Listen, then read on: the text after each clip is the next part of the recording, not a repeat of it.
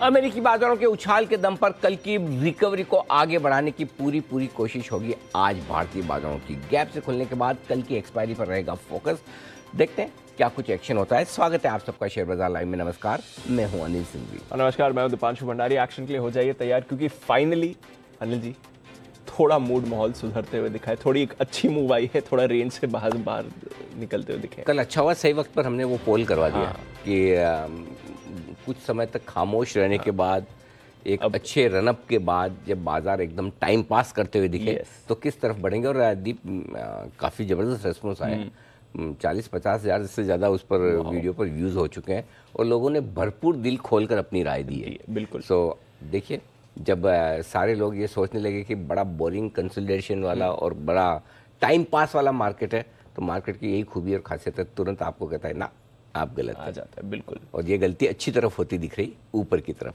तो चलिए आइए आज के एक्शन को बढ़ाते हैं आगे। पहले देख लें आज के ट्रिगर्स क्या है। अमेरिका में तेजी हुई है, भरपूर तेजी हुई। जब हम बंद हुए तो सिर्फ 75 पॉइंट ऊपर थे डाउ पर, लेकिन 400 अंकों के दमदार उछाल के साथ, मतलब 3-4 दिनों से जो मतलब कुछ भी नहीं वाला खाया पिया एक ही दिन में निकाल दिया वैसा है। तो बहुत बढ़िया तेजी के साथ अमेरिकी बाजार हुए हैं बंद। और इसके अलावा आज आईपीओ में एक और कंपनी की लिस्टिंग होने जा रही है। आईपीओ आइनॉक्स ग्रीन एनर्जी का आईपीओ आज से बाजारों में होगा लिस्ट। छोटी साइज छोटी प्राइस का आईपीओ। देखते हैं क्या कुछ एक्शन यहाँ होता है। वेदांता ने अपने अंतरिम डिविडेंड की घोषणा कर दी। तीसरा डिविडेंड 17.5 रुपये प्रति शेयर स्पेशल डिविडेंड माना जाएगा, 5% ज़्यादा की प्राइस का। और नायका के लिए मुसीबतें खत्म होती नहीं दिख रही। लाइट हाउस फंड ने कल माल बेचा है। उसके बाद देर शाम ये भी खबर आई कि उनके सीएफओ अरविंद अग्रवाल साहब ने अच्छी दूसरी बढ़िया नौकरी के लिए इस कंपनी को छोड़ दिया है। तो ये सारी की सारी खबरें हैं। बिल्कुल। और कल ही हमने हाईलाइट भी किया कि कौन से फंड्स बाकी हैं। आमतौर पर पर्सनल कारण बताए जाते हैं, लेकिन उन्होंने साफ कहा कि मेरे को बेहतर नौकरी मिल रही है स्टार्टअप में, किसी और स्टार्टअप में जाने। एक को कर दिया, अब दूसरे का वो कर दिया। चलिए, नायका पर कहीं फाउंडर छोड़ रहे हैं, कहीं को फाउंडर छोड़ रहे हैं, कहीं सीएफओ छोड़ रहे हैं। मतलब ये सारी कंपनी में खबरें एक साथ ही आती हैं जब भी आती हैं। अब देखो, मतलब ये आप कह सकते हैं, आपका ऑब्जर्वेशन बिल्कुल भी गलत नहीं है कि बड़े इन्वेस्टर्स बेचकर भी निकलते हैं। प्राइस बैंड का भी खुलना, लॉक इन पीरियड का खुलना, बड़े एग्जीक्यूटिव्स का निकलना, फाउंडर्स का निकलना, ऑल इज नॉट वेल। ये तो इंडिकेशन है। और स्टॉक प्राइस भी आपको यही रिफ्लेक्ट करते हुए दिख रहे हैं। बाजार तो काफी नाखुश रहा है, बट देखते हैं आज ये काउंटर इन खबरों पर कैसे रिएक्ट करता है। बट फाइनली मूव आ गई अनिल जी, एक अच्छी खासी मूव आई है। 400 पॉइंट उछला है डाउ, रेंज से बाहर निकला है, डेज हाई पर बंद हुआ है सर। और S&P 500 2 महीने की ऊंचाई पर। तो ये अमेरिका भी संकेत दे रहा है कि बहुत हो गई सुस्ती, अब चलो कुछ करें। 9:15 बजे क्या होता है वो उतना इम्पोर्टेंट नहीं है जितना 3:30 बजे क्या होता है। सो नो डाउट अमेरिका में 400 पॉइंट की तेजी हुई है। कल की हमारी रिकवरी हुई है, हल्के बाजार हैं। कल की मंथली एक्सपायरी, उससे पहले जो संकेत है उसे हम एंजॉय जरूर करेंगे, लेकिन एंजॉय करने में कूदने में बड़ा फर्क है। तो कूदने फादने के लिए आपको एक चीज़ चाहिए दीप, और वो है, नोट करके रख लें, 18,425 की क्लोजिंग। ठीक है। हाँ, सो सिंपल सी चीज़ है। अगर आप 18,300 के ऊपर आज बंद हो पाते हैं तो आप फिर से बैक टू लाइफ हैं। ओके। मतलब हाँ, जिंदगी जीने का मजा आ रहा है। हाँ। लेकिन वाकई में पार्टी करना चाहते हैं और बड़ा मजेदार माहौल बनाना चाहते हैं, लगता है कि हाँ अब अपना टाइम फिर से आया है, तो 18,425 की क्लोजिंग चाहिए। क्योंकि इस पूरे रनअप में आपने जो अब तक क्लोजिंग दी है वो 18,409 की। मेरे ख्याल से वो टॉप 3 क्लोजिंग में अब तक निफ्टी की है वो, राइट। तो 18,409 के ऊपर बंद होना चाहिए, इसलिए मैंने राउंड थोड़ा सा 425 का लेवल दिया है। 442 का हमने हाई बनाया, 18,442 का 16 नवंबर को। उसके ऊपर बंद हो तो कहना ही क्या, फिर तो आप न सिर्फ 18,604 को पार करेंगे बल्कि हो सकता है और भी ऊपर जाए। सो आज क्लोजिंग 3:30 बजे आप कहाँ होती है वो देखना इंपॉर्टेंट है, इंटरेस्टिंग है। क्योंकि अब तक पिछले कई दिनों में और पिछले 2 हफ्तों में स्पेशली ये ज़रूर हुआ है कि जब आप बड़े गैप से खुले तब तक SGX निफ्टी के जितने तेज़ी के दर्शन थे उतने दर्शन हुए नहीं, उससे कम हुए। गैप से खुलने के बाद प्रॉफिट बुकिंग आई है और उसके बाद लोअर लेवल पे सपोर्ट किया। तो आज 2 लिटमस टेस्ट हैं आपके। एक तो क्लोजिंग बेसिस पे 18,300, ये तो मिनिमम क्लोजिंग चाहिए। ओके। 18,425 बहुत बढ़िया। गैप से खुलने के बाद आपको टिके रहना है। आपकी जो कैंडल बनेगी वो लाल नहीं बननी चाहिए, हरी बननी चाहिए। बहुत सारे फैक्टर्स आ गए। भाई ताकत का तो तभी अंदाजा वहीं पे लगेगा। अंदाजा, yes. प्रॉब्लम क्या है? प्रॉब्लम ये नहीं कि संकेत बहुत खराब है, प्रॉब्लम है कि लैक ऑफ इंटरेस्ट है। ट्रेड करने का इंटरेस्ट धीमे धीमे खत्म हो रहा है। चाहे वो आप बड़े इन्वेस्टर्स देख लें, जी। चाहे आप छोटे ट्रेडर्स देख लें। बिल्कुल। ये भी एक्शन इसलिए दीप कि कल मंथली एक्सपायरी और पोजीशंस काफी कुछ तो है। होगा, हाँ। शायद अगर ये मंथली एक्सपायरी के आसपास हम नहीं होते तो इतना एक्शन भी नहीं दिखता। तो अच्छा। अपने सिंपल यही फॉर्मूला रखना है कि गैप से खुलने के बाद पहले, कल और आज में एक ही फर्क है दीप, और वो ये कल हमने कहा था कि इंपॉर्टेंट सपोर्ट लेवल पर लेना है, और आज ये कहेंगे पहले सपोर्ट लेवल पर लेना है। तो जहां गैप से खुलते, फॉर एग्जांपल आप 18,350 पे खुलते हैं, तो आपका पहला सपोर्ट लेवल 18,275 300 के आसपास होगा, वहां लेना है।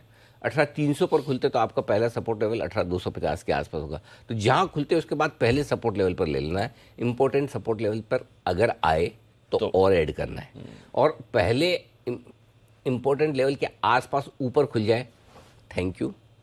कल सुबह तक तो हम नहीं सोचे थे कि ऐसा होगा। यस, कल सुबह तक तो 18,125 भी खतरे में दिख रहा था, 18,100 के नीचे भी जाने के डर थे। बिल्कुल। तो उसके मुकाबले में अगर हमें 18,350 18,400 मिल रहा है तो हम ईश्वर को भी धन्यवाद देंगे, बाजार को भी धन्यवाद देंगे, और थैंक यू करके वापस नीचे का इंतजार करेंगे। खुश होना है, अच्छी बात है, तेजी है, लेकिन लेवल्स पे नजर रखनी है।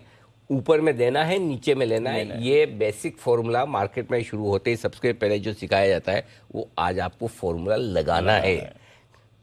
3:30 बजे नहीं लगाना है, 3:30 के पहले लगाना है। 3:30 तो देखेंगे कहाँ से 3:30 की बात तो फिर वो ऐसा होता है ना कि हाँ लगाना था, भूल गए। हाँ, ये रह साथ गया। में, ठीक है। अब क्योंकि जो कुछ भी करना है आपको वो फील्ड पे मैच के दौरान ही करना है। बाद में तो खाली आप बोल ही सकते हैं हारे क्यों। इमेजिन सर, मतलब इतना बड़ा अपसेट, मैसेज इतना मैस करेंगे। इतना मिस करेंगे, कहाँ से आ गए इनका, और अच्छे गोल स्कोर करे सऊदी अरेबिया। मतलब दूसरा दोनों गोल तो बहुत शानदार, लाजवाब, बहुत ही बढ़िया। लाजवाब थे, परफॉर्मेंस तो शानदार है। लाजवाब थे। मतलब और ये नीचे से दूसरी टीम थी। Yes. जितने वर्ल्ड कप में जितनी सारी टीम्स खेल रही हैं, सेकंड लोएस्ट 51st रैंकिंग, है। सेकंड लोएस्ट रैंकिंग वाली Second टीम lowest थी ranking। सऊदी अरब। और अर्जेंटीना नंबर 3 है। हाँ, आई थिंक ये एशियन फुटबॉल के लिए एक बड़ा बूस्ट होगा, और स्पेशली गल्फ कंट्रीज में। ईरान में तो फुटबॉल पॉपुलर है। कतर तो खैर पहली बार ही वर्ल्ड कप खेल रहा है, वो भी इसलिए क्योंकि वो मेजबान है, तो मेजबान टीम को तो मौका मिलता ही है। बाकी आमतौर एशिया से जापान जाता है, कोरिया जाता है वर्ल्ड कप में। उसके अलावा दूसरों का चांस कम होता है। एक आध कोई गल्फ की टीम जाती है जो आमतौर पर ईरान होती है। सो चौथी एक टीम और कोई होती है, वो सऊदी अरेबिया होती है। कतर तो मेरे ख्याल से एशिया से जनरली 4 टीमें जाती है। सो मुझे लगता है कि जापान तो खैर अलग ही दुनिया है, but Iran, Saudi Arabia, Qatar, ये सारे देशों में ये फुटबॉल को बहुत लोकप्रिय बना है। कल मैं देख रहा था एक शेख साहब को, उनका तस्वीर, वो लिटरली, मतलब बुजुर्ग है एकदम, लिटरली रो रहे थे। मतलब इतना जोर जोर से रो रहे थे।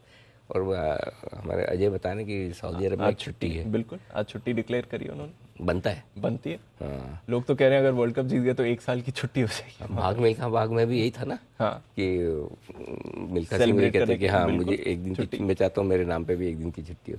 एनीवे, चलो, यही गेम की खूबसूरती है, खासियत है। किस दिन कौन टीम कैसा खेलती है उस पर डिपेंड। मजा आया ये देख के, अच्छा गेम था, बढ़िया है, अच्छा था। ओके, चलते हैं, आशा करते हैं आज बाजार भी थोड़े पोलैंड मैक्सिको भी मैच जोरदार था, वहाँ पे भी ड्रॉ हो गया। ड्रॉ हो गया। सोचो पेनल्टी मिस कर रहे हैं, गजब है। ये अच्छी रही शुरुआत, अच्छी रही वर्ल्ड, बढ़िया, इंटरेस्टिंग बढ़िया हो रहा है लोगों को।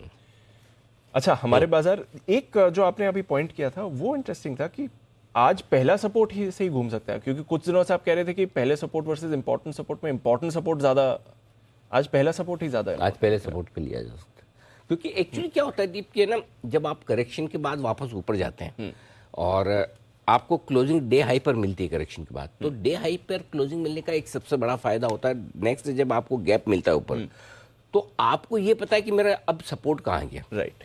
नीचे का रास्ता। कल सुबह जब आप परसों डे लो पर बंद हुए, करेक्ट, 18,150 के आसपास, संकेत अच्छे नहीं है, नीचे खुलेंगे आप, करेक्ट, तो आपको ये नहीं पता कि मैं नीचे कहाँ रुकूंगा, क्योंकि कल का लो तोड़ सकता हूं, ठीक है।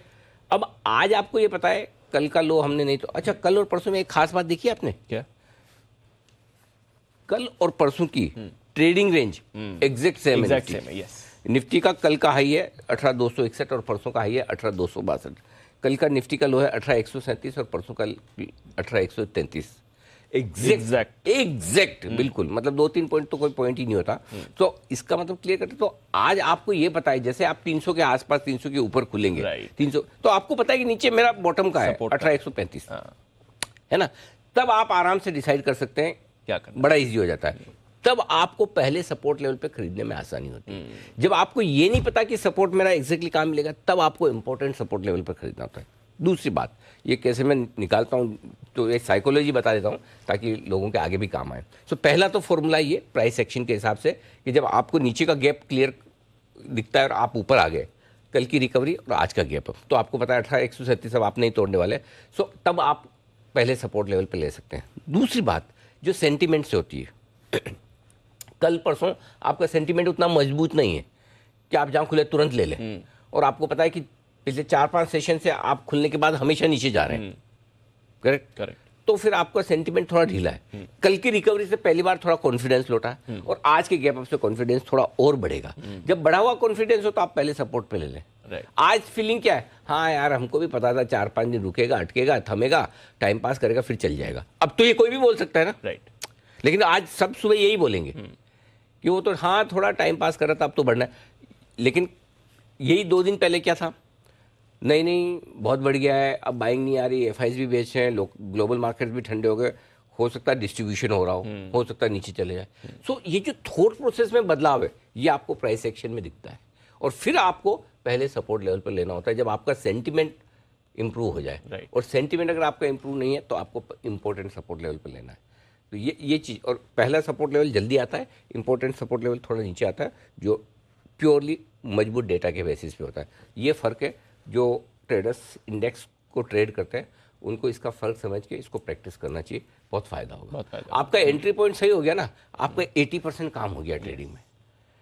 और अगर एंट्री पॉइंट गलत हुआ ना, तो आपका कॉल सही है, डायरेक्शन सही है मार्केट का, आप सोचो तेजी होगी, लेकिन आप चढ़ गए ऊपर, ऐसा नहीं बनेगा। और अगर आपका डायरेक्शन सही, तेजी होगी और आप इंतजार करते रह गए नीचे, तो भी मिस हो गया। सो आपका एंट्री पॉइंट इस चीज़ से डिसाइड होगा कि आपकी डाउन साइड रिस्क कहाँ दिख रही है, और दूसरा सेंटिमेंट किस तरह का है। इन दोनों को मिलाकर आप डिसाइड कीजिए कि मुझे पहले एंट्री पॉइंट पे घुस जाना है या सबसे इंपॉर्टेंट सपोर्ट लेवल पे घुसना है। इससे आपका काम 80% डन। बाकी 20% तो किस्मत भी तो होती है ट्रेडिंग में, जरूर सारे 80 स्किल से ही हो जाता, तो फिर तो वैसे आपने अच्छा पॉइंट रेज किया, ये स्किल वर्सेस चांस या स्किल वर्सेस लक, एक बड़ी डिबेट चल रही है जीएसटी काउंसिल में इसी को लेकर। इनफैक्ट कल कुछ फैसले भी हुए हैं इसको लेकर, सर जरा समझाएं। सो बेसिकली क्या है कि ऑनलाइन गेमिंग, कैसीनो, ये सारे जो बिजनेसेस हैं उन पर कल जीएसटी काउंसिल की बैठक भी हुई है। अब इन पे ऑलरेडी वैसे तो 28% जीएसटी लगता है। अब जो काउंसिल वो चाहती है कि सारी तरह के ये बिजनेसेस हैं, चाहे वो ई गेमिंग हो, चाहे कैसीनो हो, ये सारे के सारे पे 28% फिक्स कर दी जाए, एक स्लैब रखी जाए, ठीक है। सारे राज्य उस पर सहमत भी है, एक्सेप्ट पश्चिम बंगाल और उत्तर प्रदेश। उनका ये कह रहा था कि 2 अलग अलग तरह की रेट होनी चाहिए, एक तो 28% सबके लिए, और एक game of skill, game of chance. Game of skill और गेम ऑफ चांस में क्या है, ये गेम ऑफ स्किल ऐसा है कि जैसे सपोज आप ड्रीम 11 पर जाकर टीम बना रहे हैं, तो उसमें स्किल्स की जरूरत है, कौन सा प्लेयर लूँ, कौन सा नहीं लूँ, या कोई कुछ ऐसे, मैं तो फुटबॉल हो गया, हाँ फुटबॉल वाले गेम खेल रहे हैं, हाँ, या कुछ ऐसे जैसे कैसीनो में भी जाके कोई ऐसे गेम है क्या जिसमें दिमाग लगाना पड़ता है? मैं तो खेलता नहीं, इसलिए पता नहीं, मुझे देखने में ज्यादा मजा आता है। ऑनेस्टली नहीं है, बट कहते हैं पोकर के लिए पोकर में शायद दिमाग लगाना है ना, कि सामने वाले को आपको पढ़ना पड़ता है, ऐसा कुछ है। हाँ ऐसा बोलते हैं, मुझे नहीं पता भाई कौन ब्लफ कर रहा है, कौन एक्चुअली वो कर रहा है। तो इस तरह के गेम्स में आपको थोड़ी स्किल्स चाहिए, तो उन पे आपको कम लगाना चाहिए, लेकिन बाकी पे ज्यादा लगाना चाहिए। दूसरी बात है कि अब आप जीएसटी लगाएं, सपोज आप कैसीनो में गए, कैसीनो में जाके आपने जितने कॉइन खरीदे, क्या सारे कॉइन्स पे ही जीएसटी लग जाना चाहिए, या जितने कॉइन आपने इस्तेमाल किए उस पे लगना चाहिए? कुछ लोग ये कहते हैं इस्तेमाल किया नहीं किया वो छोड़ो, लेकिन जितना प्रॉफिट या लॉस हुआ उस पे लगे। खैर वो तो बात अलग है, वो तो प्रॉफिट लॉस वाला तो जो आदमी बना रहा है उसको लगेगा। कैसीनो को तो जितने इस्तेमाल किए उस पे लगे, या जितने चिप्स खरीदे उतने। तो ये कुछ ग्रे एरियाज है जिन पर सहमति बननी बाकी है, अभी हुई नहीं है। लेकिन आमतौर पर यह बात तय है कि 28% जीएसटी पे रहेगा, रहना भी चाहिए। इसमें शायद कुछ गलत भी नहीं, क्योंकि ये तो लग्जरी वाली चीजें हैं, और वैसे भी अभी भी है। तो जहां तक मेरा ख्याल है कि कैसीनो वगैरह पे अभी भी 28% ही लग रहा है। कैसीनोस पर तो है, बट उसमें भी वही है सवाल कि टोटल गेमिंग पर लगाएं या फिर विनिंग निकाल कर लगाए, तो वो एक डिबेट अभी भी चल रही है। तो आई थिंक जल्दी जीएसटी काउंसिल इस पे पहुंचेगी। तो फिलहाल तो अगर आप देखें तो ये न्यूट्रल सी खबर है, इसमें कोई खास बदलाव। हाँ, अगर कोई अति उत्साहित लोग ये सोच रहे हो कि नहीं इस पे कम हो जाएगा और 28 का 18% कर देंगे और वो बड़ा फायदे की बात होगी, तो उनको थोड़ी निराशा हो सकती है। बट अदरवाइज तो जो स्थिति है उसमें कोई बदलाव है नहीं डेल्टा के लिए या बाकी कंपनियों के लिए। तो अभी भी फाइनल डिसीजन आना बाकी है। ठीक है, अभी फाइनल डिसीजन आना बाकी है, बट शायद कल फाइनली कुछ सहमति बनी है। अभी तक एग्जैक्टली डिसाइड नहीं हुआ था कि क्या करना है, बट कल कुछ सहमति बनी जरूर है। डेल्टा, इस पर रखिए नजर। नज़ारा, ऑन मोबाइल, ये सारे जो गेमिंग से जुड़े स्टॉक्स हैं ऑनलाइन एंड ऑफलाइन, ये आपको फोकस में दिखेंगे। वेदांता सर, इस पर भी आपकी एक बार राय लेनी है। 17.5 रुपए का डिविडेंड, ये तो कुछ ज्यादा नहीं हो गया सर? मतलब इतना अगर क्लियर पास ऑन भी करते हैं हिंदुस्तान जिंक का जो इनकी शेयर होल्डिंग पर है, तो वो 11-12 रुपए निकलता है, उसके सामने 17.5। पीएलसी जो है ना, जो इनकी होल्डिंग कंपनी, वो भारत सरकार की तरह कर रही काम। निकालते रहो डिविडेंड। भारत सरकार का फॉर्मूला क्या है? जिस सरकारी कंपनी के बैलेंस शीट में कैश दिखे उससे उतना डिविडेंड निकलवा लो। सेम वेदांता पीएलसी भी ये कर रही है। देखिए, वेदांता पीएलसी को अपने कर्जों को कम करने के लिए, रीपेमेंट करने के लिए उनको काफ़ी ज़रूरत है कैश की, और कैश आने का एक ही तरीका है उनके पास कि अपनी सब्सिडी कंपनी वेदांता से जितना मैक्सिमम डिविडेंड ले सके ले ले, और इसीलिए आप लगातार डिविडेंड आते हुए दिख रहे हैं। तीसरा इंटरिम डिविडेंड है और 17.5 रुपये पूरा का पूरा डिविडेंड जो लिया है। स्पेशल डिविडेंड है, 5% से ज़्यादा का है, तो एफएनओ ट्रेडर्स को किसी तरह का कोई नुकसान नहीं होगा, एडजस्टमेंट हो जाएंगे। लेकिन हाँ, डिविडेंड भारी भरकम है। अब रहा सवाल स्टॉक के एक्शन का, जितना ज़्यादा गैप से खुले उतना जल्दी बेचे और निकल जाए। अच्छा, हाँ, तो ये ज़्यादा एक्साइट नहीं हुए इस डिविडेंड से? मेटल स्टॉक्स में ज़्यादा एक्साइटमेंट वाली चीज़ अभी है ही नहीं। ओके, करना ही नहीं है। और एक्साइटमेंट इस चीज़ का होना चाहिए, अरे वाह आज ऊपर मिलेगा, इस चीज़ को बेचने के लिए। हाँ, बजाय इसके कि आज खरीदने का दिन है, खरीदने का दिन नहीं है। हाँ, आपको 17.5 रुपये का डिविडेंड, 5% का डिविडेंड लिए वो अच्छा लगेगा, नो डाउट। आपको खाली डिविडेंड के लिए लेना है, एक अलग बात है, वो अलग बात है। बट कितने लोग हैं जो डिविडेंड के लिए कैश में खरीदते हैं?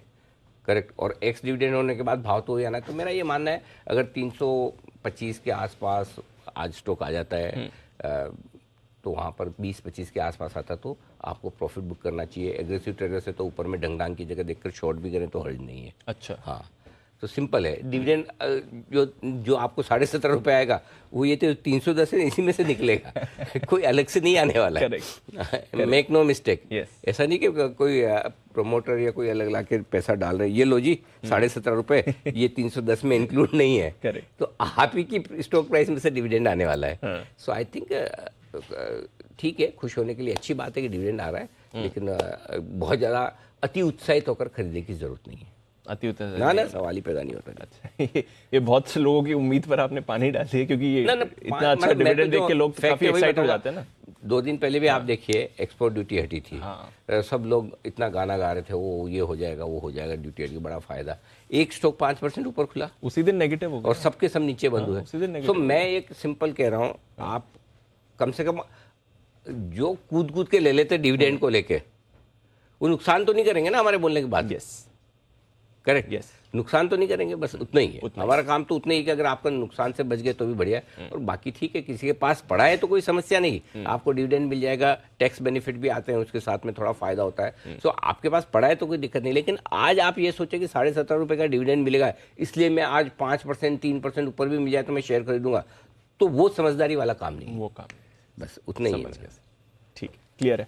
बट एक बार के लिए वेदांता अपने रेडार पर रखें, एक शॉर्ट टर्म रिएक्शन आ सकता है, बट ऊपरी स्तरों पर मुनाफा वसूली भी आएगी इसमें। ओके, तो मेटल्स पर रखनी है नजर। कल बैंक्स पर तो बढ़िया रिएक्शन आया था, निचले स्तरों से पीएसयू बैंक्स भी बढ़िया मूव दिखा रहे थे, मिड कैप बैंक्स पे जबरदस्त तेजी थी। क्या आज भी यहीं पर एक्शन रहेगा, और कहां पर रखनी है नजर sir? Midweek trading session, 1 day before expiry. मैं इंतजार कर रहा था बोलने का। 1 डे बिफोर एक्सपायरी, बताएं सर। ग्लोबल पॉजिटिव, एफआईएस के संकेत न्यूट्रल से हल्के पॉजिटिव साइड पर है, घरेलू फंड्स के संकेत क्लियर कट पॉजिटिव है, वायदा कारोबार के संकेत न्यूट्रल है, सेंटिमेंट फिर से पॉजिटिव है, ट्रेंड पॉजिटिव था, है और अभी लंबे समय तक रहने की उम्मीद है। लेवल्स 18,200 18,250 पहला सपोर्ट लेवल है आपके लिए आज दिन के लिए। आसानी से टूटेगा नहीं। नीचे का जो लेवल है वो आपके लिए एकेडमिक पर्पज से 18,125, 18,175 ये ध्यान में रखें। ऊपर की तरफ 300, 350 की रेंज यहाँ खुलकर टाइम पास करेंगे, पार करके निकले तो 400 से 450 की रेंज में जो कुछ आपके पास है एक बार थिंक यू कर लीजिए, वापस नीचे में खरीदने की कोशिश करेंगे। बैंक निफ्टी बहुत नज़दीक सपोर्ट लेवल आ रहा है। बैंक निफ्टी के डेटा बड़े इंटरेस्टिंग दिख रहे हैं, बहुत नज़दीक के बन रहे हैं। 42,200, 42,350 पहली सपोर्ट रेंज है, इसके नीचे जाने के चांस कम है। अगर गए तो 42,075, 42,125 फिर से बढ़िया स्ट्रॉन्ग खरीदारी के जोन के तौर पर सामने आता दिख रहा है। ऊपर की तरफ 42,525, 42,625 पहली हल्की फुल्की रुकावट की जगह, क्योंकि 42,625 के आसपास आपका लाइफ हाई है 622, इसके पार निकल कर टिके और life high blue sky zone में पहुंच गए तो 42,700 से 42,850 एक कोशिश हो सकती है, अटेम्प्ट हो सकता है। और इस बात की पूरी संभावना है कि आज बैंक निफ्टी एक बार फिर से नया लाइफ हाई बनाए आज। हाँ, अरे वाह, अब बनाना तो आज का दिन बहुत अच्छा है। आज का दो दिन रीजन अच्छा है, है एक्चुअली। हाँ, दो रीजन है। एक, ग्लोबल मूड माहौल अच्छा है।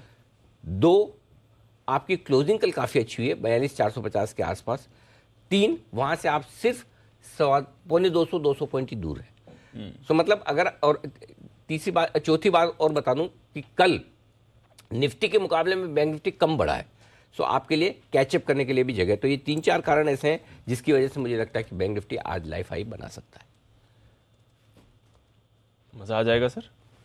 अच्छा, सुबह सुबह आपने एक बॉम्बशेल होता है ना, ये बोल दिया कि चलिए आज नजर रखिए। एक्चुअली डिस्टेंस ज़्यादा दूर नहीं है, बट जिस तरह का मोमेंटम बना है ग्लोबल मार्केट्स में, एक मूव तो बनता है। और स्पेशली आखिरी आधे घंटे का एक्शन कल का देखिए, इंडसइंड, आईसीआईसीआई, एक्सिस, कोटक का पार्टिसिपेशन रिसेंटली हमने बढ़ते हुए दिखा है।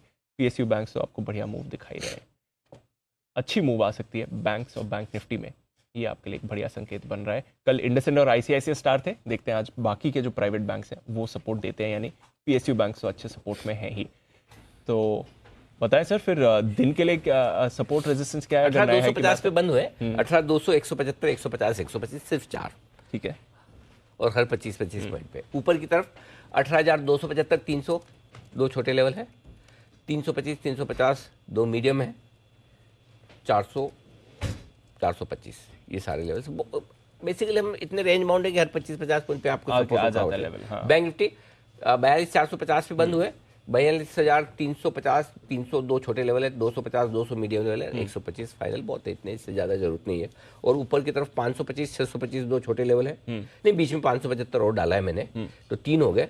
इसको पार करके लाइफ टाइम हाई पे निकले तो फिर तो ब्लू स्काई जोन है, 675, 750, 800 तक कहीं जाके रुकेगा, जहाँ इसकी मर्जी होगी।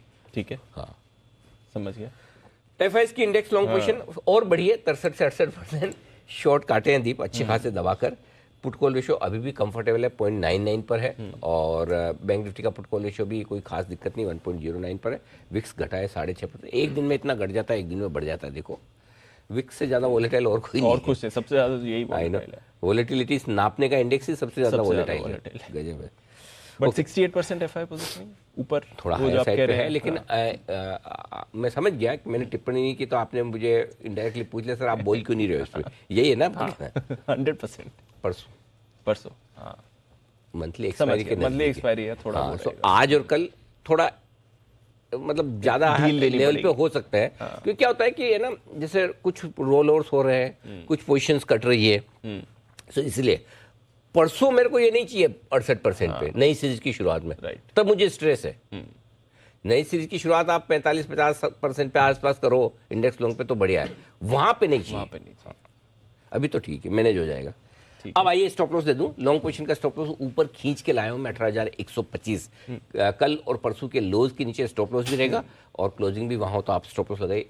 जिसको दूर रखना है 18,000 का रखें, लेकिन देखिए डेटा और डिसिप्लिन दोनों डी ये कहते हैं कि 18,125 रखना चाहिए। ठीक है। अब आइए बैंक निफ्टी 42,200 आपको दूर का रखना है, 42,000 का भी रख सकते हैं, छूट है आपको, लेकिन डेटा और डिसिप्लिन दोनों ही कहते हैं 42,200, 42,175 के आसपास आपका स्टॉप लॉस होना चाहिए।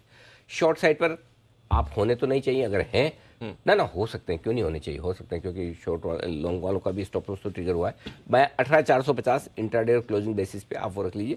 18,425 मैंने दिया था, थोड़ा सा क्वेश्चन रखिए, 18,425, 450 आपको जो रखना है। और बैंक निफ्टी का तो अपना एक ही है, 2 हफ्ते से वही चल रहा है। 42,650 लाइफ टाइम हाई के पार निकले इंट्राडे में, क्लोजिंग में, तो थैंक यू वेरी मच कर लीजिए। अच्छा, हाँ, 42,650 crystal clear well defined stop loss. ये हो जाए, किसी को पूछना मत, किसी का इनविटेशन का इंतजार मत करना, मेरी तरफ तो देखना भी मत कि स्टॉप लॉस लगाऊं नहीं लगाऊं। मैं तो साफ साफ बोल रहा हूँ, ट्रेड करो, पहले स्टॉप लॉस 42,650 डाल दो। हो सकता है 650 पे आपका स्टॉप लॉस कटने के बाद 450 आ जाए, आ जाने दो, लेकिन डिसिप्लिन रखना जरूरी है। वो 150 पॉइंट घट सकता है लाइफ हाई छूने के बाद, लेकिन कहीं न कहीं तो आपको डिसिप्लिन रख के लगाना, और वो डिसिप्लिन का एकमात्र पॉइंट ये है। गॉट। खरीदिए निफ्टी जी, सिंपल 18,125 पिछले 2 दिनों के लोअर लेवल का स्टॉप लॉस लगाकर, टारगेट वही है जो ऊपर की रेंज के लिए दिए हैं मैंने, 275, 300, 325, 350, 400, 425 तक के टारगेट ऊपर की तरफ। जो बेचना चाहते हैं जरूर शौक फरमाए, 350 के आसपास से बेचने की शुरुआत करें, 425 तक दिल खोल के बेचे, जरूर बेचे, लेना चाहिए चांस, कोई दिक्कत नहीं। क्या होगा, स्टॉप लॉस ही ट्रिगर होगा ना। हाँ, तो होगा तो होगा, कभी तो हो गई। हाई रेंज पे नहीं बेचेंगे तो कहाँ बेचेंगे। तो 18,500 आपका स्टॉप लॉस है, जिनको छोटा लगाना है वो 18,450 भी लगा सकता है, आपकी इच्छा पर है। लेकिन चूंकि अगर आप 350, 400, 425 तक बेचते हैं तो 500 का स्टॉप लॉस लगाइए, डरिए मत। नीचे के टारगेट जो बनेंगे 18,300, 275 और 250, 3 छोटे टारगेट हैं, 200 और 150 के बड़े टारगेट के लिए बिकवाली करनी है। बहुत क्लियर है, बहुत क्लियर। सारी जो स्ट्रेटजीज है लेवल से एकदम परफेक्ट है, क्रिस्टल क्लियर है, विदाउट डाउट है, आराम से करिए। वो आप कहते हैं ना, एक्सपायरी के पास अच्छे डेटा निकल कर आते हैं, डेटा भरपूर होते हैं, साइजेबल होते हैं, और स्पेशली एक चीज और है दीप, कि जब मार्केट हफ्ते भर आपका रेंज बाउंड रहता है ना, तो डेटा बड़े आसानी से मिल जाते हैं। कभी कभी बड़े शार्प मूव में थोड़ा सा मुश्किल हो जाता है, लेकिन जब कंसोलिडेशन के बाद अगर आपको मूव देना हो तो डेटा मिल जाते हैं, कोई दिक्कत नहीं। बैंक निफ्टी जी, परसों के लो थे 42,200, उसके आसपास स्टॉप लॉस लगाएं या 42,000 पे लगाएं, जो आपकी मर्जी हो वहां लगाइए। स्टॉप लॉस को आपको छूट है, आप चाहें तो 42,200 लगाएं, चाहें तो 42,000 लगा दें। इसको एक्चुअली 42,200 ही कर लिया जाए, इंट्राडे आप खरीद रहे ना, इसको स्टॉप लॉस को चेंज करें, 42,200 लगाएं। टारगेट जो बनेगा 42,525, 575 और 625, 3 छोटे टारगेट, 675, 750 और 800, ये तीनों टारगेट मैंने अपनी मर्जी से दिए। इसका मैथमेटिकल, टेक्निकल और इमोशनल नहीं, इमोशनल तो है, बाकी किसी लेवल से कोई लेना देना नहीं है। ठीक है, जो लोग बेचना चाहते हैं, मेरी राय नहीं है बेचने के लिए, लेकिन मुझे ये भी पता है कि सारे लोग मेरी राय नहीं मानते हैं। ज़्यादातर नहीं मानते, ये भी मुझे पता है, मैं एक्सेप्ट नहीं करता हूँ कि ज़्यादातर नहीं मानते, लेकिन ये मुझे पता है बहुत सारे नहीं मानते। फिर भी जिनको बेचना है वो बेचेंगे, और बेचने के लिए अगर आपको बेचना ही है तो सबसे बढ़िया जगह यही है जो मैं बता रहा हूँ, 42,575, 42,625। यहाँ नहीं बेचेंगे तो फिर सीधा आपको 43,000 के नज़दीक बेचना पड़ेगा। उसके पहले बीच में 300-400 पॉइंट कोई जगह ही नहीं बेचने के लिए। तो अगर बेचना ही चाहते हैं तो लाइफ हाई के आसपास एक चांस ले लीजिए, जिनको करना ही करना है उनके लिए है। 42,700 का स्टॉप लॉस वो आपका निकल कर ये है, ये लगा के रखना है। जो नीचे के टारगेट बनेंगे 42,525, 450, 375, 3 छोटे टारगेट, 300, 250, 200 तक के फाइनल टारगेट के लिए। अगर करना ही है तो वहाँ करें, 200 पॉइंट ऊपर यहाँ से, और एक चांस लेना चाहें तो आप ले सकते हैं, आपकी मर्जी पर, मैं मना नहीं करता। अंडरस्टूड। एक और अच्छी बात है सर, एक भी स्टॉक बैन में नहीं है।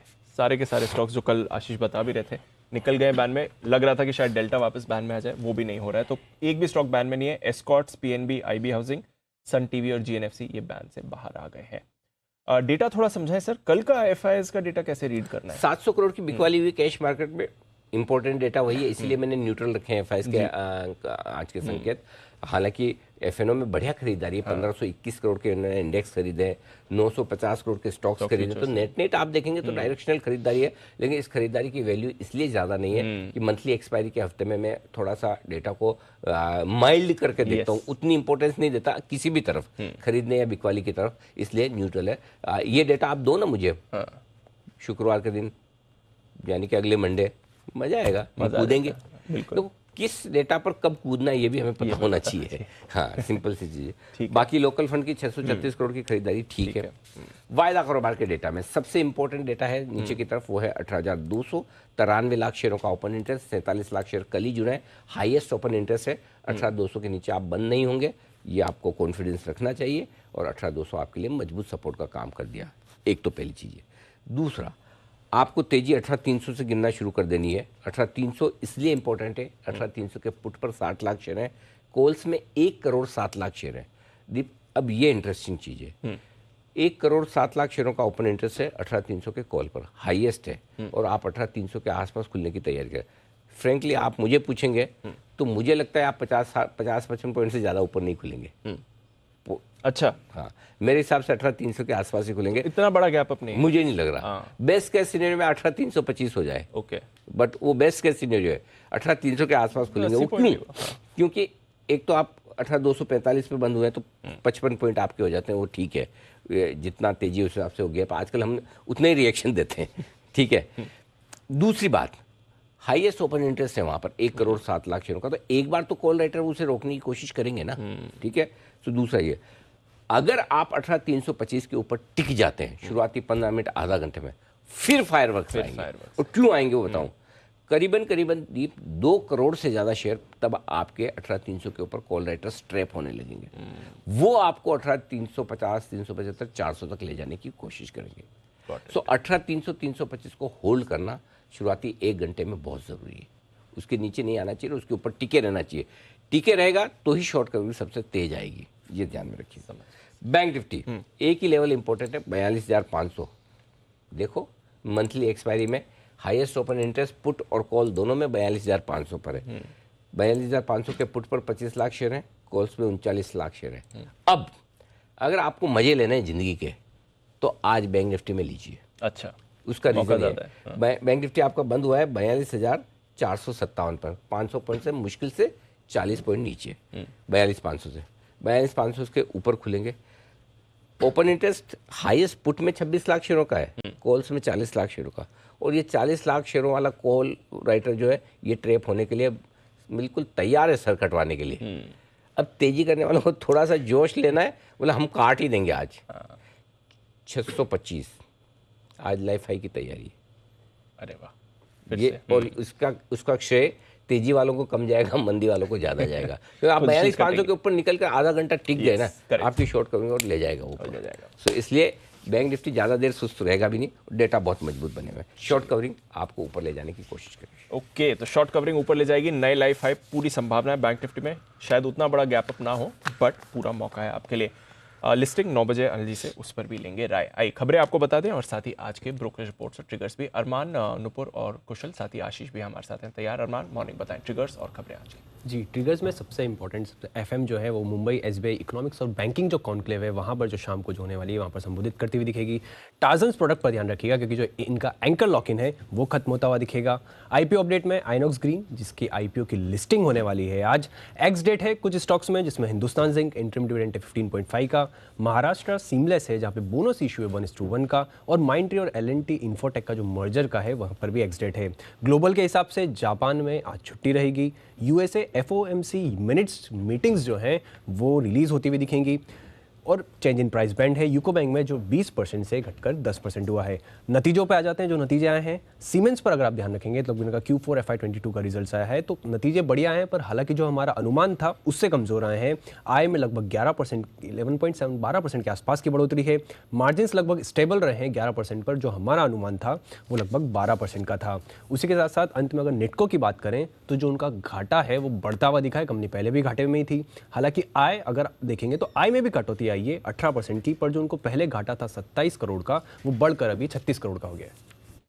ओके, तो ये है आपके लिए जो 2 नतीजे आए हैं कल पीटीसी इंडिया, इनके नतीजे डिले हो गए हैं, अब कल आने वाले हैं और ये नतीजे Q1 के रहेंगे ना कि Q2 के, बट इस पर भी हमारा रहेगा फोकस। नुपुर, मॉर्निंग बताएं आपके पास कौन से नतीजे और खबरें हैं? Good morning. सबसे पहले नायका, जहां पर कंपनी के जो CFO अरविंद अग्रवाल उन्होंने इस्तीफा दे दिया। उनका कहना है कि वो नए अपॉर्चुनिटीज़ एक्सप्लोर कर रहे हैं स्टार्टअप में, तो इसी के चलते उन्होंने कंपनी से इस्तीफा दे दिया है। वेदांता बोर्ड ने तीसरे अंतरिम डिविडेंड को मंजूरी दे दी है। 17.5 रुपये का डिविडेंड है और इस पर 6,505 करोड़ का टोटल खर्च होगा डिविडेंड को लेकर। जी और सन टीवी पे आज फोकस में रहने वाले हैं क्योंकि जो NTO है टैरिफ ऑर्डर, उसका सेकेंड वर्जन आया है, जहाँ पर पहले 12 रुपये वाले चैनल बुके का पार्ट हुआ करते थे, अब वहाँ पे 19 रुपये वाले चैनल भी बुके का पार्ट होंगे। साथ ही साथ ये भी बताया गया कि जो ब्रॉडकास्टर है बुके पे पहले 33% ऑन एन एवरेज डिस्काउंट दे सकते थे, वो अब बढ़ाकर 45% कर दिया गया है। DCW में भी पॉजिटिव न्यूज़ है, जहाँ पर कंपनी ने अपनी कैपेसिटी को बढ़ाया है। CPVC की जो कैपेसिटी है उसे 2 गुना कर दिया गया है। 120 करोड़ का कंपनी इसमें निवेश करेगी और जो सायो प्लांट है उसकी जो प्रोडक्शन कैपेसिटी है वो 100% तक बढ़ा दी गई है। यूपीएल पे भी आज पॉजिटिव न्यूज़ है, जहाँ पर इंटेलेक्चुअल प्रॉपर्टी राइट्स एवरेस्ट के पेटेंट का जो मामला चल रहा था उस पर अब कंपनी ने केस जीत लिया। तो पॉजिटिव न्यूज़ आती देखिए यूपीएल के लिए। MCX जहाँ पे फाइनेंशियल मार्केट एक्सपर्ट की FM के साथ बैठक है, जहाँ पे 2 चीज़ों की मांग की गई है। बैन में जो कमोडिटीज़ है ट्रेडिंग को लेकर उसे शुरू किया जाए और साथ ही साथ कमोडिटी ट्रांजैक्शन टैक्स घटाने की भी मांग यहाँ पर रखी गई है। टाइम टेक्नो जहाँ पे ओवरसीज बिजनेस के कंसोलिडेशन और रीस्ट्रक्चर के बारे में अपडेट है, जहाँ पे कंपनी ने कहा है कि JP Morgan इंडिया और EY को कंपनी ने मैनेजर और एडवाइजर के रूप में नियुक्त किया है। ओके, तो खबरें तो ढेर सारी हैं आज। कुशल, आपके पास भी कुछ खबरें हैं, मॉर्निंग बताइए इनके बारे में। मॉर्निंग दीप, खबरों में मेरे पास बल डील से लाजली और यहाँ पर क्वेस्ट कॉप सबसे पहले नजर रखी। कंपनी के प्रमोटर और चेयरमैन अजीत आइजैक ने 75,000 शेयरों की खरीदारी की है और ये 22 नवंबर को ओपन मार्केट के जरिए हिस्सेदारी खरीदी गई है। नाइका, यहाँ पर जो सेलर और बायर्स की डिटेल्स हैं वो मैं क्विकली आपको बता देता हूँ। लाइट हाउस इंडिया फंड ने यहाँ पर 1.84 करोड़ शेयरों की बिकवाली की है 182 रुपये प्रति शेयर के भाव पर। वहीं दूसरी तरफ खरीदारों की लिस्ट थोड़ी सी लंबी है, जिसमें चुनिंदा नाम में मॉर्गन स्टैनली एशिया सिंगापुर है, जहां पर 29 लाख शेयरों की इन्होंने खरीदारी की। आदित्य बिरला सन लाइफ ने भी करीबन 13.5 लाख शेयर खरीदे हैं और साथ साथ आदित्य बिरला सन लाइफ म्यूचुअल फंड ने भी 9 लाख शेयरों की खरीदारी की है। इनफैक्ट केन्स टेक्नोलॉजीज इंडिया, जिसकी कल लिस्टिंग हुई थी, इसमें गोल्डमैन सैक्स ने लगभग 4.5 लाख शेयर खरीदे हैं 705 रुपये प्रति शेयर के भाव पर। साथ ही नॉर्जिस बैंक, यहाँ पर भी 9.24 लाख शेयर्स खरीदे गए हैं। इनफैक्ट वैल्यू कोस्ट इन्वेस्टमेंट्स ने भी लगभग 10 लाख शेयरों की खरीदारी की है। Max financial services catalyst trusteeship limited ने 54 लाख शेयरों की बिकवाली की है यहाँ पर 637 रुपये प्रति शेयर के भाव पर। और अंत में रोलेक्स रिंग्स है, जहाँ पर PGIM इंडिया म्यूचुअल फंड ने लगभग 2.25 लाख शेयरों की बिकवाली की है 1923 रुपये 16 पैसे प्रति शेयर के भाव पर। स्टेक रिड्यूस हो गया 1.78% से घटकर अब 1.1% पर। ओके, तो ये है आपके लिए। कल काफ़ी सारी ब्लॉक डील्स हुई हैं, उस पर रहेगा फोकस और फोकस है सारी खबरों पर। ब्रोकरेजेस, इनका क्या कहना है, जानते हैं नज़र FIR में।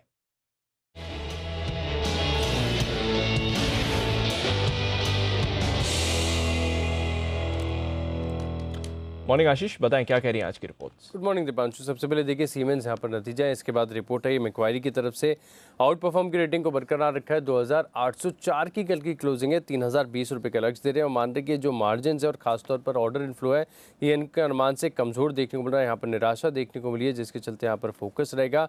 वेदांता यहाँ पर भी नजर रखिए, क्योंकि सिटी की तरफ से रिपोर्ट है। बिकवाली किराए को बरकरार रखा है, 310 की क्लोजिंग है, 235 का जो है काफ़ी नीचे का टारगेट ये दे रहे हैं।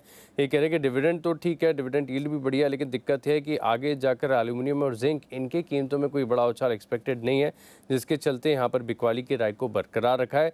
L&T इन्फोटेक यहाँ पर देखिए सिटी की तरफ से रिपोर्ट है, बिकवाली किराए को बरकरार रखा है, 4756 की क्लोजिंग है, 4510 रुपये का लक्ष्य दिया है। मारुति UBS की तरफ से बढ़िया इंटरेस्टिंग रिपोर्ट है, ये खरीदारी किराए को बरकरार रखा है, 8874 की क्लोजिंग है, 12,000 रुपये का टारगेट दिया है और ये मान रहे कि यहाँ पर जो real world driving emission norms हैं ये अप्रैल 2023 से लागू हो जाएंगे, जिसके चलते डीजल कार्स की कीमतें जो है बढ़ेंगी। और मारुति का एक्सपोजर डीजल कार्स में देखें तो बिल्कुल भी नहीं है, 0% है, तो यहाँ पर आपको फायदा देखने को मिलेगा। 12,000 रुपये के लक्ष्य के लिए यहाँ पर खरीदारी किराए को बरकरार रखा है।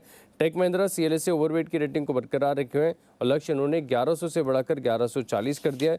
लुपिन पर नजर रखनी है, क्योंकि यहाँ पर आप देखिए सिटी खरीदारी किराए को बरकरार रखे हुए हैं, लक्ष्य 820 से बढ़ाकर 840 कर दिया। डॉक्टर रेड्डीज पर क्रेडिट स्विस ने अंडर परफॉर्म की रेटिंग को बरकरार रखा है, 4363 की क्लोजिंग है, 4000 रुपये का लक्ष्य दिया है। इसके अलावा कुछ चुनिंदा सीमेंट कंपनीज हैं जो आपको अपने रडार पर रखनी चाहिए। मिसाल के तौर पर अल्ट्राटेक सीमेंट, यहाँ पर क्रेडिट स्विस आउट परफॉर्म की रेटिंग को बरकरार रखे हुए 7700 रुपये के लक्ष्य के लिए। श्री सीमेंट पर न्यूट्रल की रेटिंग दी, 21,000 रुपये का लक्ष्य दिया है। अंबुजा सीमेंट पर न्यूट्रल की रेटिंग है, 470 का टारगेट है। और अंत में नायका, यहाँ पर मॉर्गन स्टैनली की तरफ से रिपोर्ट आई है, ओवरवेट की रेटिंग को बरकरार रखा है, 175 की क्लोजिंग है, 314 रुपये पर लक्ष्य को बरकरार रखा है। ओके, तो ये है आपके लिए सारी की सारी रिपोर्ट जिन पर आज रहेगा भरपूर एक्शन। आइए बढ़ाते हैं एक्शन को आगे। मिड वीक सेशन में तैयार है एक्सपर्ट्स, दमदार पैनल आपके लिए पिक ऑफ द डे के साथ।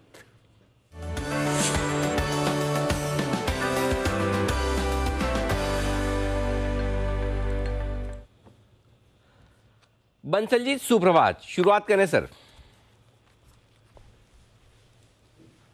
सुप्रभात अनिल जी, सुप्रभात दीपांशु। देखिए अनिल जी, न्यू ईयर आने वाला है और जब नया साल आता है तो alcohol is always on a high spirit. तो most likely Anil ji alcohol stocks will be on high spirit. तो मेरा पिक ऑफ द डे है मैकडबल्स। मैकडबल्स पे खरीदारी की राय है 865 865 का अनिल जी स्टॉप लॉस है, 911 का टारगेट है। मैकडबल्स पिक ऑफ द डे है। और अनिल जी यही मेरा पिक ऑफ द सीरीज भी रहेगा मोस्ट लाइकली। अनिल जी मैं शुक्रवार को नहीं रहूंगा, अगर मेरे को घर से परमिशन मिल गई बैचलर्स पार्टी में जाने की तो मेरा ये एडवांस में अनिल जी मैंने फ्राइडे का पिक ऑफ द सीरीज भी दे दिया है। और पिक ऑफ द सीरीज के लिए अनिल जी 1000 के टारगेट्स है मेरे। ओके, 1000 रुपए तक के टारगेट अगली सीरीज के।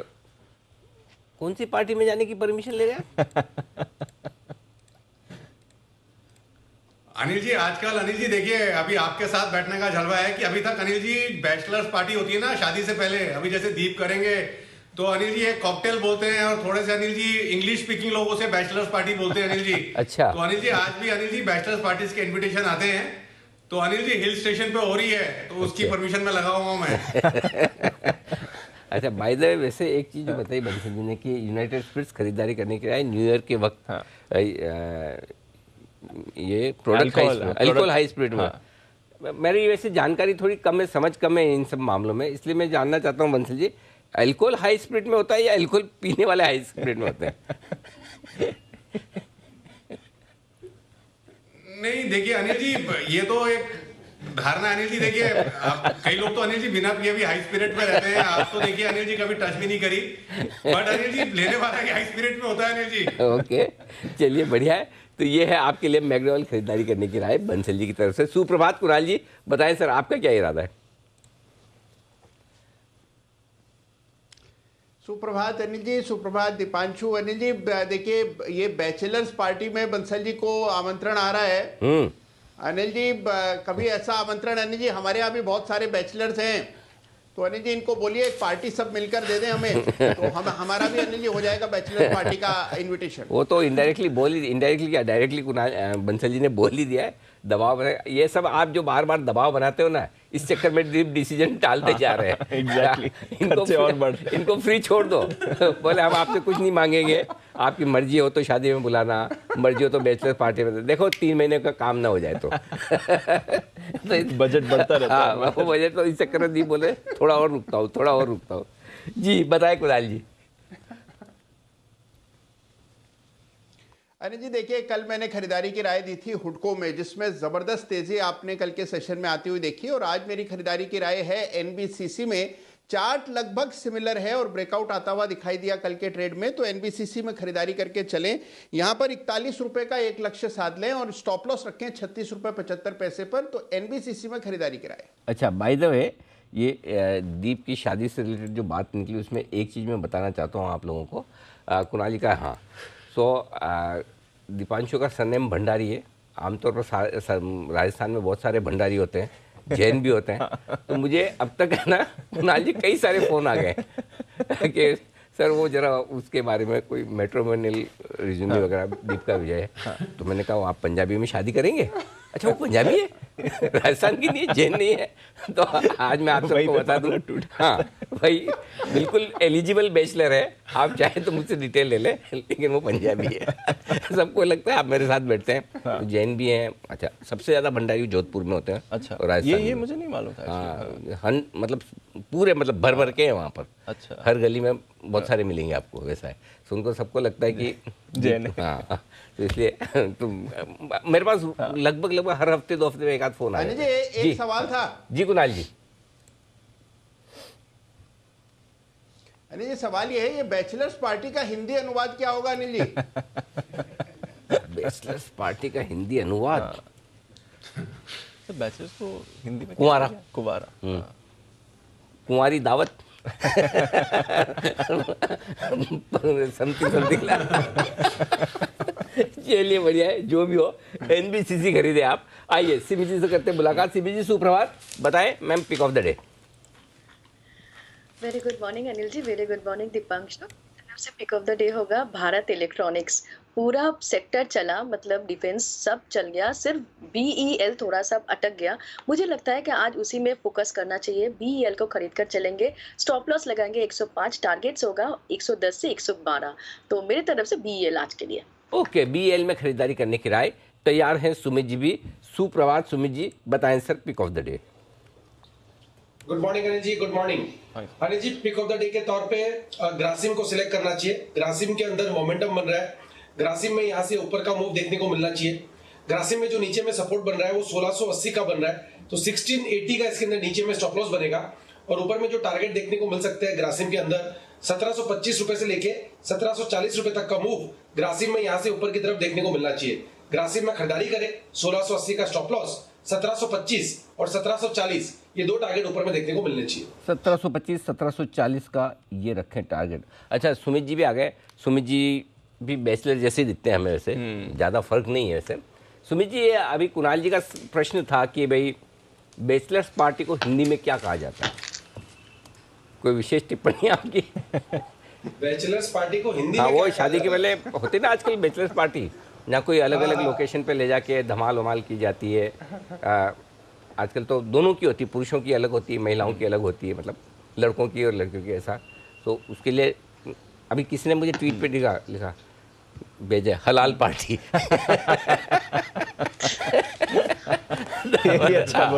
तो भाइयों, आप सब अपनी अपनी क्रिएटिविटी को जगाएं।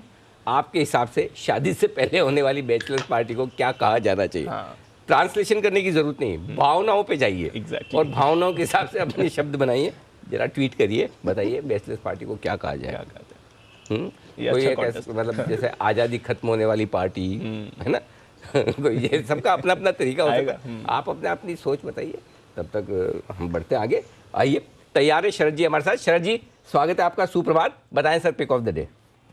सुप्रभात सर। इन्फोसिस हमें लगता है ये करेक्शन के बाद काफ़ी डिसेंटली प्लेस्ड है और ग्रेजुअली अब आने वाले समय में जो अनसर्टेनिटी थी आईटी के चारों तरफ वो भी कम होती दिख रही है और कंपनी मेटा में और कंसल्टेंसी बिजनेस में वापस से अपना फोकस जैसे जैसे बढ़ाती है तो उसके भी फ़ायदे कंपनी को मिल सकते हैं।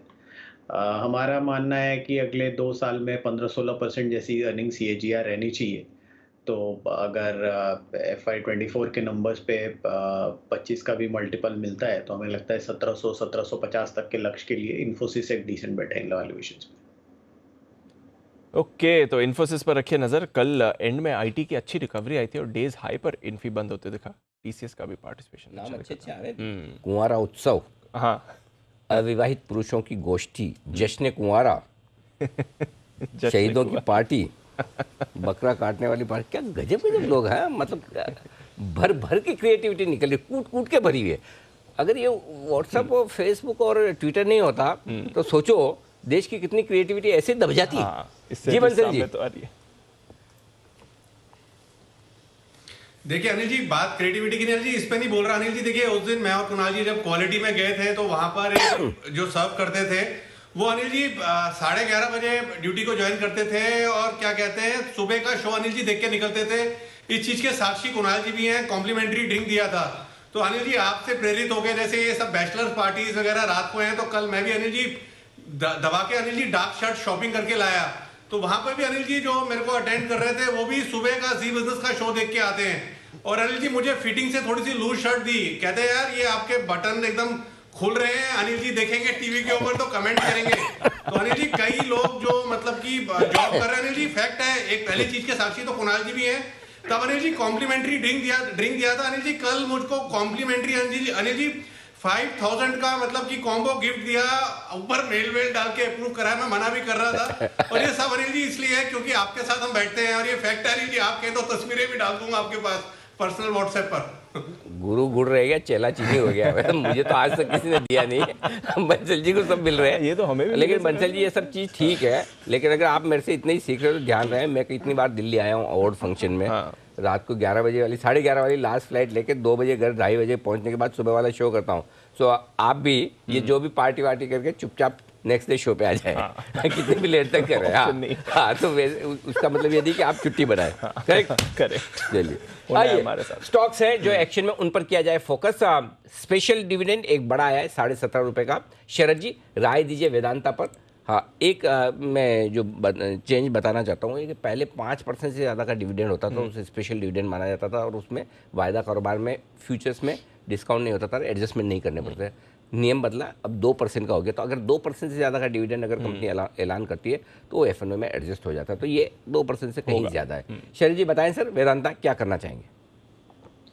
सर डिविडेंड यील्ड के हिसाब से तो काफ़ी अट्रैक्टिवली प्लेस्ड है। हालांकि मेटल्स में हम ये उम्मीद नहीं कर रहे कि अगले साल 2 साल में वापस से इस तरीके की कोई रैली देखेंगे जो हमने पिछले 2-3 सालों में कोविड के बाद देखी है। बट इन वैल्यूएशंस पे हमें लगता है fairly to near to fairly valued है, और डिविडेंड यील्ड के हिसाब से तो अब शायद 7-8-9% के आसपास उससे भी ऊपर डिविडेंड यील्ड ही आ रही है। और अर्निंग्स में कोई कोलैप्स की हम उम्मीद कर नहीं रहे अब इसके बाद, और मेटल्स में अगले 2 सालों में लगभग स्टैटिक्स रहने चाहिए। तो इन्वेस्टर होल्ड कर सकते हैं मेरे हिसाब से। अभी भी यहाँ से अगर फेयर वैल्यूएशन पे भी 9-10 के टाइम बीट पे भी ट्रेड करता है तो 20-25% की और अपसाइड ज़्यादातर मेटल स्टॉक्स में निकल के आनी चाहिए। तो रखते हैं नज़र वेदांता, आज का एक्शन काफ़ी इंटरेस्टिंग इस काउंटर पर रह सकता है। सीमेंस, शरद जी आपसे इस पर भी पूछूंगा राय, एक बार पहले चार्ट चेक करा लिया जाए सीमेंस पर, क्योंकि ये काउंटर भी रेडार पर रहना चाहिए। नतीजे भी इसके आए हैं, कल इनफैक्ट फोकस में भी था सीमेंस, मूव भी थोड़ा कर रहा था नतीजों से पहले। सिमी जी एक बार सीमेंस का चार्ट देखें, क्या करना है इसमें बताइए। हल्का सा थोड़ा सा करेक्शन में है स्टॉक का, पर मुझे लगता है कि लोअर लेवल्स पर सपोर्ट ज़रूर आना चाहिए। एक सपोर्ट मैं देख रही हूँ कि 2770 2750 के आसपास है, तो उसी रेंज के आसपास आने से मुझे लगता है कि वापस से खरीदारी करनी चाहिए। ऊपर में जब ये स्टॉक 2850 का रेंज तोड़ेगा तब इसमें अच्छा मोमेंटम देखने को मिलेगा। फिलहाल तो बाय ऑन डिप्स का ही स्ट्रैटेजी रखना है, क्योंकि लास्ट 10 दिन से स्टॉक में थोड़ा सा हल्का सा करेक्शन है। अगर रिजल्ट्स तोड़-फोड़ आता है तो हो सकता है 2850 के ऊपर ही आएगा और वहाँ पे फ्रेश खरीदारी करने का सलाह होगा। ओके, तो ये है आपके लिए राय सीमेंस पर, और सीमेंस पर ही एक बार शरद जी भी राय देने वाले हैं। शरद जी बताएं सर। सर कैपेक्स साइकिल काफ़ी स्ट्रॉन्ग है और इसी वजह से हम पीएसयू बैंक्स पे भी काफ़ी बुलिश हैं। कैपेक्स साइकिल के हिसाब से इस साल भी लगभग 4.5 ट्रिलियन रुपए जैसा खर्च होना चाहिए कैपिटल एक्सपेंडिचर पे, और अगले 2 साल भी यही एक्सपेक्टेशन है कि 4.5-5 ट्रिलियन जैसा खर्चा कैपेक्स पे करना चाहिए इंडिया स्पेसिफिक में। तो सीमेंट्स को उसका फ़ायदा बिल्कुल मिलना चाहिए जितने भी कैपिटल गुड्स वाली कंपनी है। फ्लिप साइड पे खाली ये है कि वैल्यूएशंस मुझे थोड़ी सी एक्सपेंसिव लगती है 50-55 टाइम, बट ये री रेटिंग काफ़ी स्ट्रांगली हो सकती है जैसे जैसे ऑर्डर बुक एस्केलेट होता है, और ये स्पेस हमेशा ही थोड़ी सी एक्सपेंसिव ट्रेड करती है। तो जो थोड़ा सा रिस्क लेना चाहते हैं मेरे हिसाब से एक स्टैगर्ड वे में एक्यूमुलेट करना चाहिए, वो बेटर होगा इस स्टॉक में। तो ये है आपके लिए राय सीमेंस पर आती हुई। आइए बढ़ते आगे, वागले साहब का भी करते हैं स्वागत। सुप्रभात वागले साहब, बताएं sir pick of the day. Anil ji good morning, Deepanshu good morning. मेरा पिक ऑफ द डे है इंडसइंड बैंक। कल जो मोमेंट बैंकिंग स्पेस में आई मुझे लगता है आज कंटिन्यू होनी चाहिए। 1169 के आसपास का बंद है, 1161 का मेरा स्टॉप लॉस होगा और मेरा टारगेट 1210-1215 के आसपास होगा जो आज और कल में आ सकता है। इंडसइंड बैंक कल के मोमेंटम वाला स्टॉक आज भी आपको तेजी दिखा सकता है। कल तो बढ़िया मोमेंट था, 1200 के लेवल्स के लिए यहाँ पर रखे नजर। वागले साहब का कन्विक्शन इंडसइंड बैंक पर आपको दिख रहा है। एक दो और काउंटर्स जहाँ पर आपको मूव बनती हुई दिख सकती है। DCW, ये सुमित जी आपके लिए सवाल। DCW लिमिटेड, इसकी चार्ट देखनी है। ये अपनी जो CPVC कैपेसिटी है उसको डबल करने वाली है, तो बड़ा क्षमता विस्तार का प्लान है। एक और प्रोजेक्ट है SIOP प्लांट की उत्पादन क्षमता यहाँ बढ़ाने का प्लान है उनका, और टोटल करीब 120 करोड़ रुपए का केपेक्स इन्होंने लाइन अप किया है। 51 की कल की क्लोजिंग है। सुमित जी बताएं इस पर। स्टॉक के अंदर स्टॉक के अंदर मूव भी बड़ा ही आने वाला है आने वाले दिनों के अंदर। ये स्टॉक के अंदर यहाँ पे नीचे में 50 से 49 के आसपास एक अच्छा खासा सपोर्ट लेवल है। जब तक ये लेवल नीचे में टूटेंगे नहीं तब तक एग्जिस्टिंग पोजीशंस होल्ड रख के चले। ऊपर में जैसे ही स्टॉक का 53-54 का लेवल टूटेगा जो कि 2 से 3 दिन पहले का हाई है, तो उसके बाद 58 से 60 रुपए तक का मूव तो इमीडिएटली शॉर्ट टर्म में DCW में देखने को मिल सकता है। पोजीशंस होल्ड करें और फ्रेश खरीदारी भी कर सकते हैं। 58 से 60 रुपए तक का मूव जल्दी शॉर्ट टर्म में DCW में देखने को मिलना चाहिए। ओके, तो ये है आपके लिए DCW पर अच्छी खबरें। एक्सपांशन प्लान भी इन्होंने सामने रखा है और उसका असर आज शायद आपको स्टॉक में आता दिखे। कल आखिरी आधे घंटे में मजबूत एक्शन दिखा है, मजबूत एक्शन आज भी दिखेगा। SGX निफ्टी तो कम से कम यही दिखा रहा है, हाफ सेंचुरी मारकर तैयार है मजबूत शुरुआत के लिए।